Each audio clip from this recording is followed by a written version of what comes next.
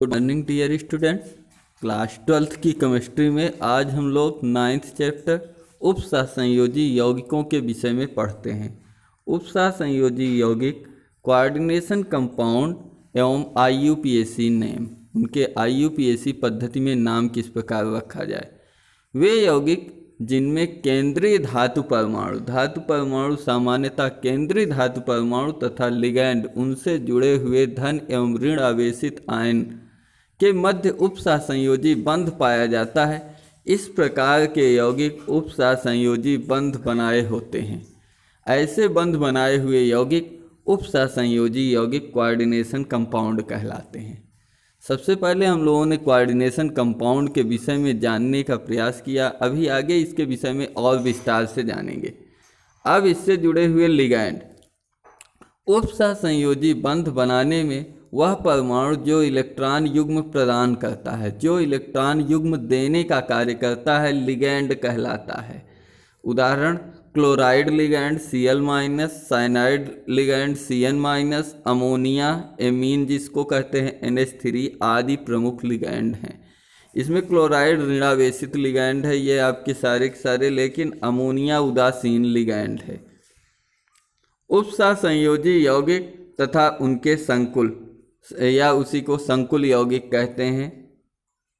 Coordination are complex compound वे यौगिक जिनमें तत्वों के आयन परस्पर विपरीत आवेशित संकुल लिगैंडों से क्रिया करके उदासीन यौगिक का निर्माण करते हैं, उदासीन यौगिक का निर्माण कर लेते हैं।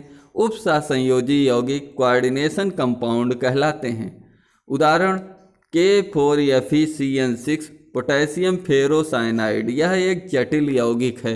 इसी को उपसहसंयोजी यौगिक या कॉम्प्लेक्स यौगिक, संकुल यौगिक कहा जाता है। इसी प्रकार दूसरा उदाहरण यहाँ पर CuNH3 4SO4 copper tetraammine sulphate, यह भी एक दूसरा जटिल यौगिक है। इसके पश्चात हम लोग आगे की ओर चलते हैं। योगात्मक यौगिक क्या है? योगात्मक यौगिक जो परस्पर विभिन्न परमाणुओं के संयोग से मिलने से बने होते हैं। योगात्मक या एडिटिव कंपाउंड जब दो या दो से अधिक सरल लवणों को एक निश्चित अनुपात में घोला जाता है तो इस प्रकार प्राप्त विलयन का क्रिस्टलीकरण कराने पर जो प्राप्त यौगिक होता है उसे योगात्मक या एडिशन कॉम्प्लेक्स कंपाउंड कहा जाता है, अथवा उसी को आणविक यौगिक मॉलिक्यूलर कंपाउंड भी कहा जाता है। जो योगात्मक यौगिक होते हैं उन्हें मॉलिक्यूलर आणविक यौगिक भी कहा जाता है, क्योंकि सामान्यतः अणुओं के जुड़ने से, परमाणुओं के जुड़ने से अणु का निर्माण होता है, मॉलिक्यूल्स का निर्माण होता है। उदाहरण FeSO4 = जलीय विलयन प्लस NH4 जलीय विलयन प्लस 6H2O माने ferrous sulphate plus ammonium sulphate plus जल मिलकर के ferrous ammonium sulphate FeSO4 NH4 × 6H2O का निर्माण करता है। यह मोहर लवण कहलाता है। इसी प्रकार CuSO4 copper sulphate plus 4NH3 मिलकर के CuNH3 का निर्माण कर लेता है, जिसे कॉपर टेट्राएमीन सल्फेट कहा जाता है। ये आपके योगात्मक यौगिक कहलाते हैं। ये परस्पर योगात्मक यौगिक हैं जो अणुओं के संयोग से मिलकर के बने हुए हैं।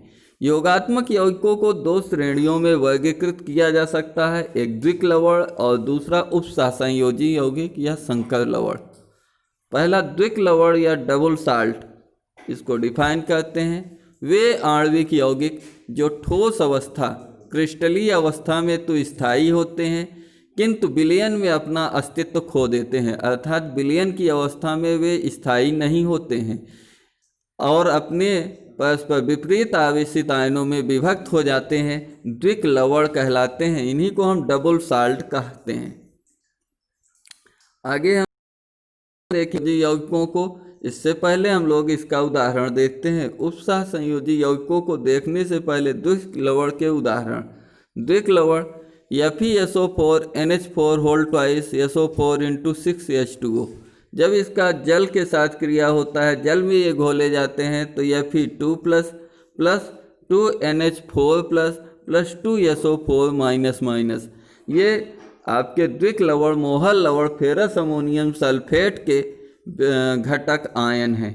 इस प्रकार मोहर लवण के विलयन में हम Fe2 plus NH4 plus SO4 minus minus Fe2 plus minus ferrous ion, ammonium ion, sulphate ion का परीक्षण कर सकते हैं। द्विक लवण के कुछ अन्य उदाहरण, पोटास एलम K2SO4 Al2SO4 का whole thrice into 24H2O। Potash alum या पोटास फिटकरी आपका एक द्विक लवण है। इसी प्रकार क्रोम एलम K2SO4 Cr2SO4 का होल थ्राइस 24H2O।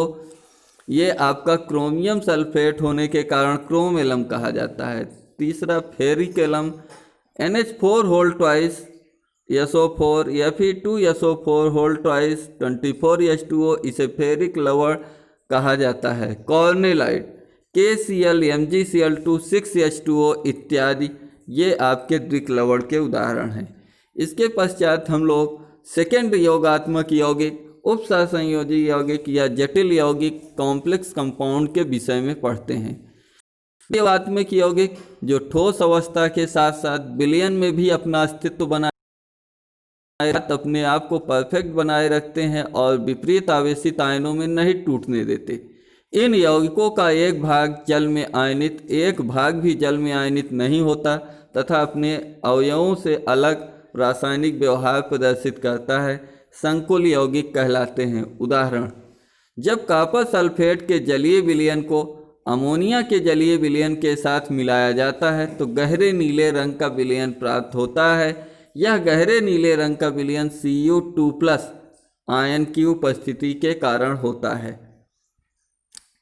आयन की उपस्थिति के कारण प्रदर्शित नहीं होता, परंतु इसमें CuNH3 होल 4 2+ आयन उपस्थित होने के कारण copper tetraammine ion copper tetraammine 2 धनायन, यह आयन आपका संकुल आयन है जो 4 अमोनिया तथा Cu+ आयन के संयोग से बनता है। इसी प्रकार K4FeCN6 पोटेशियम फेरोसाइनाइड दूसरा जटिल यौगिक है जो आपका 4K प्लस FeCN6 4- में अपघटित हो जाता है। यह आपका जटिल आयन है। उपसहसंयोजी यौगिकों के स्थायित्व के आधार पर आपके जटिल आयन 2 प्रकार के हो सकते हैं। पहला पूर्ण जटिल आयन परफेक्ट कॉम्प्लेक्स, दूसरा अपूर्ण जटिल आयन इम्परफेक्ट कॉम्प्लेक्स। तो सबसे पहले हम पूर्ण जटिल यौगिक या परफेक्ट कॉम्प्लेक्स को देखेंगे। वे यौगिक जिनका जटिल आयन अत्यधिक स्थायी होता है तथा विलयन में बहुत कम वियोजित होता है, जैसे K4FeCN6 पूर्ण यौगिक है, पूर्ण जटिल यौगिक है। ये 4K प्लस FeCN6 4- जटिल आयन में अपघटित होता है। ये FeCN6 4- अत्यधिक कम विलेय होता है। ये बहुत कम मात्रा में Fe2+ तथा Cn- में वियोजित होता है। अपूर्ण जटिल इम्परफेक्ट कॉम्प्लेक्स वे यौगिक जिनका जटिल आयन कम स्थायी होता है तथा विलयन में उत्क्रमणीय वियोजन प्रदर्शित करता है, जैसे K2CD होल 4 potassium tetra cyano cadmiate ion यौगिक है आपका 2K प्लस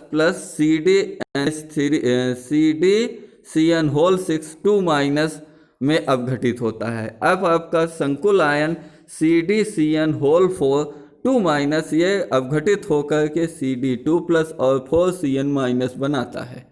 इस प्रकार से आज हम लोगों ने जटिल यौगिक उपसहसंयोजी यौगिकों के विषय में कुछ सामान्य परिचय पढ़ा। अगले दिन हम लोग अगले टॉपिक पर आपको द्विक लवण एवं उपसहसंयोजी यौगिकों में अंतर पढ़ेंगे। मिलते हैं अगले टॉपिक के साथ, तब तक के लिए जय हिंद, वंदे मातरम।